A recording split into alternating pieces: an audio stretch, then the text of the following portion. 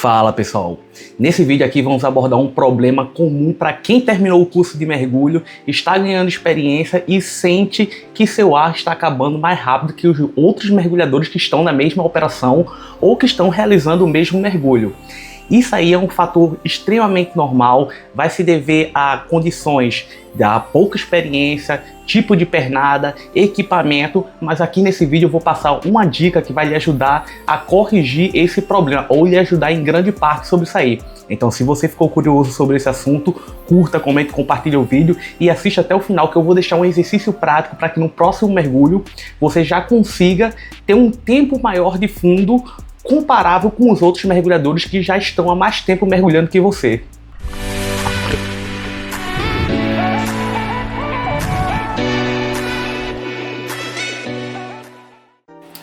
Fala pessoal, meu nome é Sandro Azevedo, sou instrutor de mergulho da Action Dive Rescue e nesse vídeo aqui, como falei anteriormente, vamos falar sobre como você vai aumentar o seu tempo de fundo sem atingir o limite não descompressivo. Existem várias formas de você fazer isso aí. Uma das formas, não atingindo o limite não descompressivo, é com a utilização de misturas gasosas.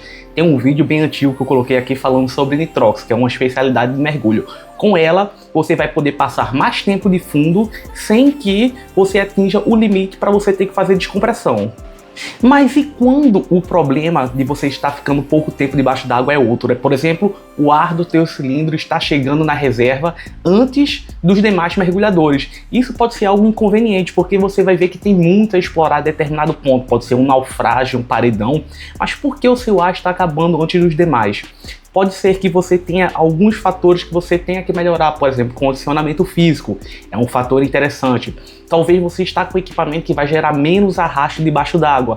Isso vai fazer com que sua pernada seja mais eficiente e que você tenha um menor gasto de energia e, consequentemente, um menor consumo de gás.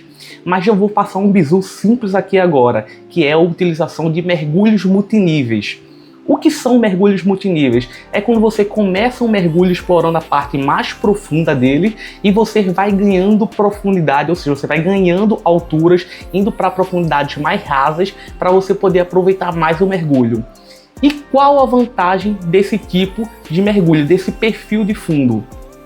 A vantagem desse perfil é que você vai primeiro para profundidades mais altas, onde que o consumo de ar é maior. Por que o consumo de ar é maior? Você vai estar respirando em uma tranquilidade 15 a 20 litros de ar por minuto. Isso independente da pressão que você está. Então se você está numa pressão alta, de profundidades altas, ou rasa ou fora d'água, você vai estar respirando em torno disso em uma situação de tranquilidade. Contudo, o ar que você vai estar respirando a 15 litros por minuto em uma profundidade maior, ele está mais pressurizado do que esse mesmo ar que você vai estar respirando. Como assim? O regulador de mergulho vai entender a pressão que você está e vai fornecer ar na pressão ambiente. O que vai fazer com que esse ar na pressão ambiente gere como consequência prática? Vai gerar que o consumo dele vai ser maior, ou seja, você vai estar consumindo mais ar quanto mais fundo você tiver. Então a vantagem do mergulho multinível é você explorar o perfil mais fundo inicialmente, onde que a profundidade maior vai gerar com que você tenha uma absorção maior de gases inertes e também seu consumo é maior.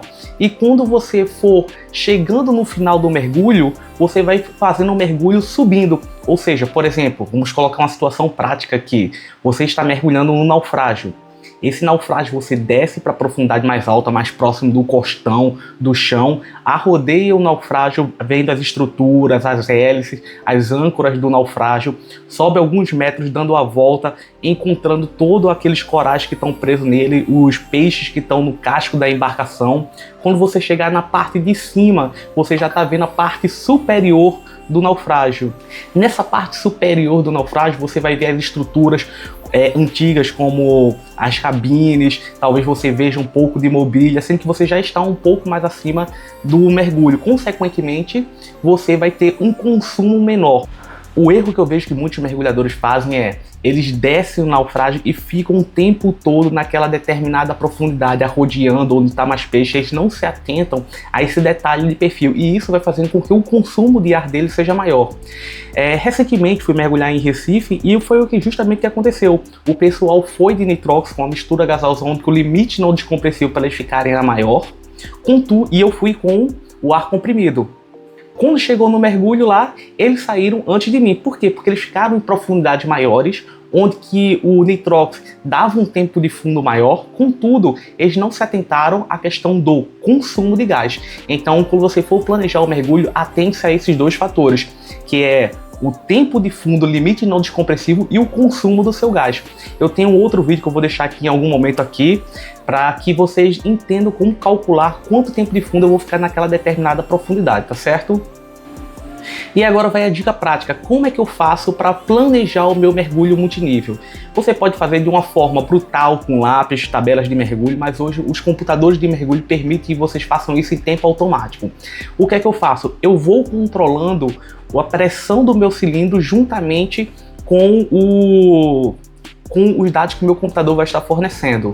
Como eu faço isso? Quando eu chego a determinada profundidade, eu já vejo a pressão inicial. Vamos dizer que eu cheguei no fundo lá do naufrágio ou do costão e ele está me dando que a pressão do cilindro está 190. Quando eu passo uns 10, 15 minutos lá, eu vejo que a pressão já foi para 150 atm. Aí eu já começo a subir. E vou subindo direto, não, subo uns 3 metros, 4 metros, vou arrodeando, vou verificando outras estruturas que eu não tinha visto anteriormente e vou apreciando o mergulho. Por fim, você tem que entender também que o tempo que você está deixando o naufrágio, por exemplo, ou o costão até você chegar na embarcação, você consegue admirar uma visão mais completa do que você está fazendo. Às vezes a pessoa se foca em uma determinada parte ali do objetivo do mergulho, e ele deixa de ver uma visão ampla, macro do que está acontecendo, e ele perde tubarões, arraias, tartarugas, outros cardumes que ele não estava vendo porque ele estava muito próximo, focado em um ponto específico. Então vale a pena você ter esse distanciamento quando você está saindo, que você vai conseguir ver muitas coisas.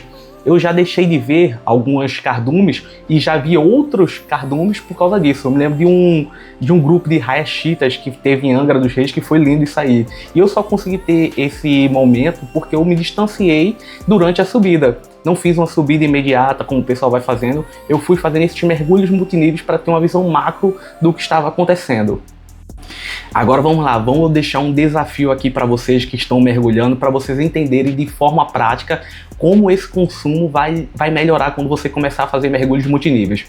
Vamos lá, vocês vão fazer um mergulho agora de, sei lá, 15 metros de profundidade, que está dentro dos limites de um mergulho open. Quando vocês chegarem nos 15 metros, fiquem 5 minutos naquela profundidade e vejam quanto de ar foi consumido. Depois vocês subam 3, 4 metros, fiquem mais 5 minutos, vocês já vão ver que o consumo de ar para o mesmo exercício, o mesmo deslocamento que vocês fizeram já é reduzido. E vão fazendo esses mergulhos subindo, que vocês vão ver isso aí. Pode ser que você tenha um consumo já bom desde o início, mas tente fazer esse mergulho multinível que você vai entender de uma forma eficiente como o que eu estou querendo dizer é isso aqui. Então, se você gostou desse vídeo, que foi um vídeo prático, objetivo, direto, que eu estou falando sobre como você melhorar o seu consumo de gás, curta, comenta, compartilha, se inscreva no canal se você ainda não é inscrito, mande esse vídeo para o seu dupla de mergulho, porque não adianta nada a gente ter um mergulhador que ele tem um excelente consumo de gás, que ele consegue ficar muito mais tempo que os demais mergulhadores, se ele não vai estar com seu dupla, que ele vai ter que abandonar. Então o elo mais fraco de um grupo, não vou dizer nenhum elo mais fraco, aquele que está começando, que está ganhando experiência, ele vai estar acompanhado por uma outra pessoa. Então é interessante que a progressão dele seja a mesma que a sua. A dupla tem que ter aquela afinidade. Então mande esse vídeo aqui para essa dupla de mergulho para que vocês possam estar estudando, praticando, mergulhando juntos, tá certo? Se inscreva no canal se não for inscrito e bons mergulhos, até o próximo vídeo.